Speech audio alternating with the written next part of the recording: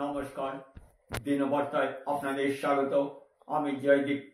এখনকার বিস্তারিত। মনে রেখাপাত করা বিশেষ সন্ধ্যা। আয়োজক কর্মকর্তারা সন্ধ্যার কার্যক্রম এমনভাবে সাজিয়ে রাখেন যা শিল্পীরা হুবহু নিজেদের নিবেদন তুলে ধরে পরিবেশ মনোরম করে দেন। দর্শকদের তালি গুঞ্জরিত হয়ে ওঠে হলঘর।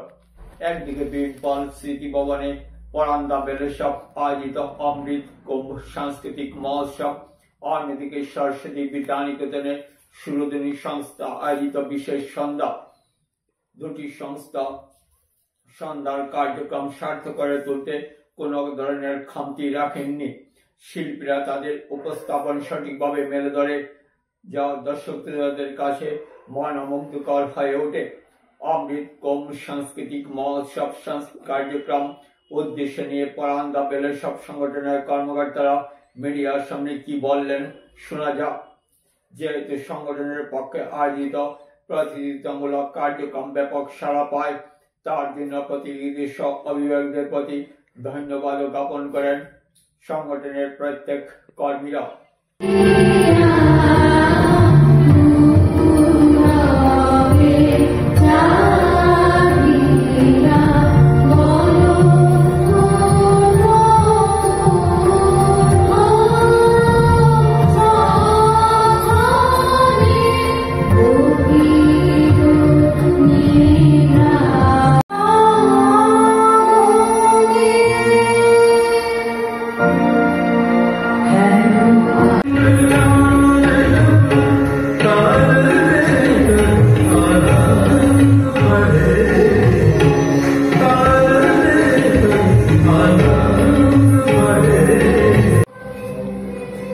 পরান্দা বেলেসব করিমগঞ্জের একটি লব্ধ প্রতিষ্ঠিত সাংস্কৃতিক সংগঠন।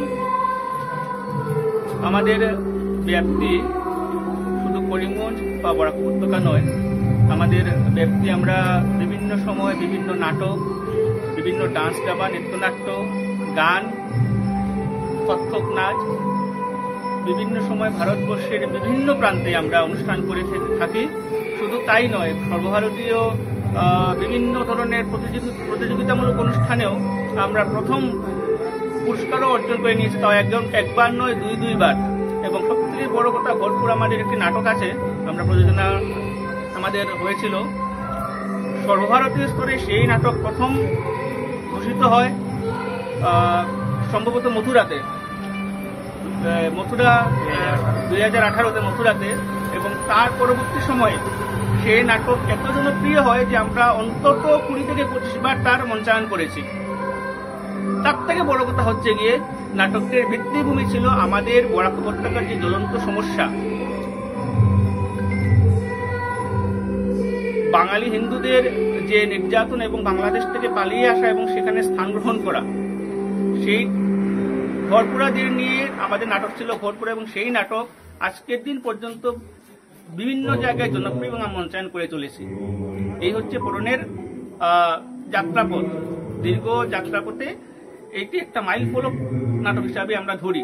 তাছাড়া বিভিন্ন সময় 2022-এও আমরা যখন যাই উত্তরপ্রদেশের ইয়েতে, তখন আমরা প্রথম বিভিন্ন পার্শ্ব চরিত্র হোক, মূল চরিত্র হোক, আমরা পুরস্কার অর্জন করি। তাই পুরাণের একটা বিশাল ব্যাপ্তি আছে সমস্ত ভারতবর্ষের মধ্যে। আমরা বিভিন্ন জায়গায় প্রোগ্রাম করি এবং সেই সঙ্গে করিমগঞ্জের মধ্যে আমাদের যারা শুভাকাঙ্ক্ষী আছেন তাদের সঙ্গে নিয়ে পুরাণ আরো এগিয়ে নিয়ে যাব।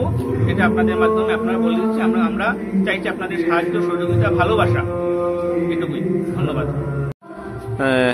অমৃত কুম্ভ সাংস্কৃতিক মহোৎসব তো কি রয়েছে উদ্দেশ্য সংগঠনের? আমরা পরান্দা বেলেসব করিমগঞ্জ আমাদের একটি সংস্থা রয়েছে।